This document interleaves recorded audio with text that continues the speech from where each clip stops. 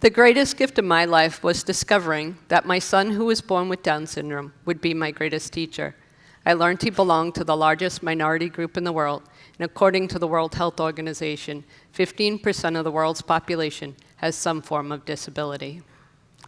That 15% equals 1 billion with a B. That's a lot of people. It certainly is a lot of people, and my son happens to have a very identifiable disability called Down syndrome, and the physical characteristics are the almond-shaped eyes, smaller head, the thicker neck, shorter stature, small hands, and the palmar crease. And many of these children today go through the schools and have many interventions, and very few people know that today, because of all these interventions, that most of them, a good majority of them, have a normal IQ, though they still face discrimination and isolation.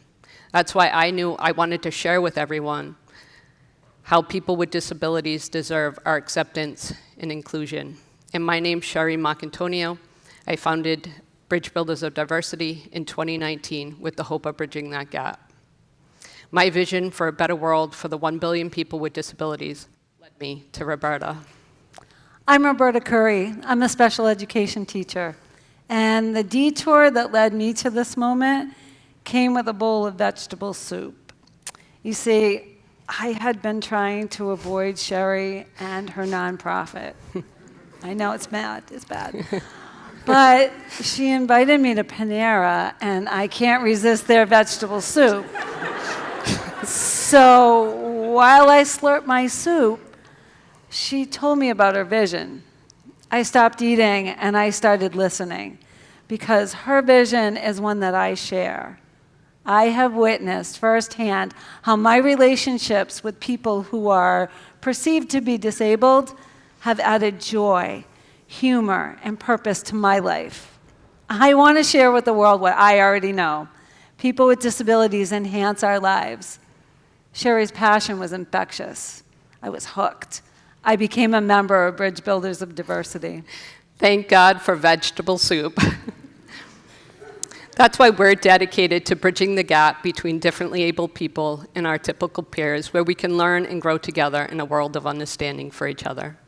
Our goal is to bring all of our unique friends together, regardless of ability, through education, dialogue, in a spirit of community, to showcase how people with disabilities can teach us the meaning of hard work and determination. But this isn't about us.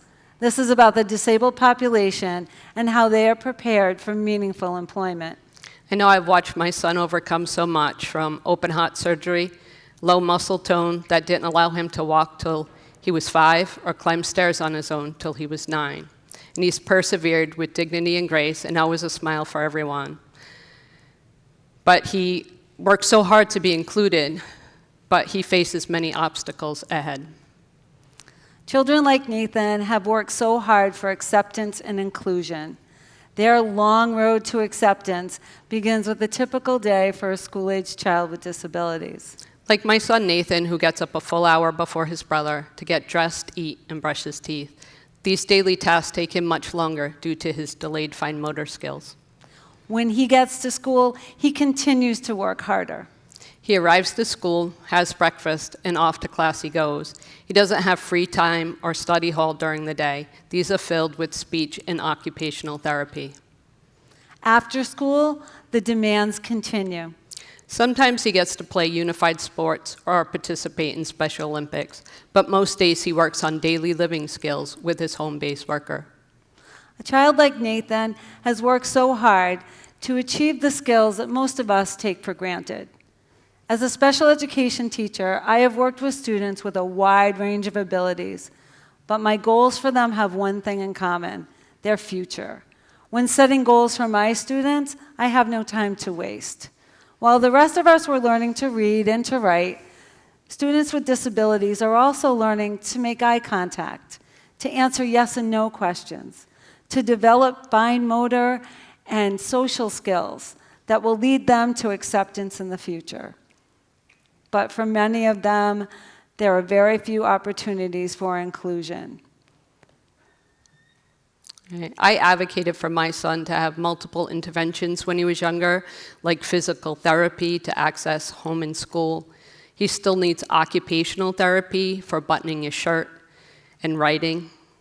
And he's always combating preconceived notions about his abilities. For example, he struggles to express himself verbally, but he is bilingual in American Sign Language, his first language, and English. So it's time for the community to be open to including people with disabilities. One way that we can open hearts and minds is to focus on the individual, focus on their strengths, their preferences, and their goals for the future. Students have worked with their families and their teachers to create a vision for their future. Yet, when most of them leave school, this is the end of their vocational support. Yeah, and breaking down barriers is a vital step, as people with disabilities are severely underemployed. The 1970s Rehabilitation Act made it illegal to deny employment to a qualified individual with disabilities. But as of 2019, only 33% of people with disabilities have a job. This is an unfortunate waste of potential, and without employment, it means that people with disabilities live in poverty and isolation, though very few people know that they are the best model employees. The secret's out. Companies that employ workers with disabilities report that when compared to non-disabled workers, workers with disabilities have better attendance, better job performance ratings, and better safety ratings than the non-disabled workers. As an example, a Walgreens distribution center chose to hire 1,000 people with disabilities. They discovered that their warehouse was safer and more efficient than when it had been employed solely by typical individuals.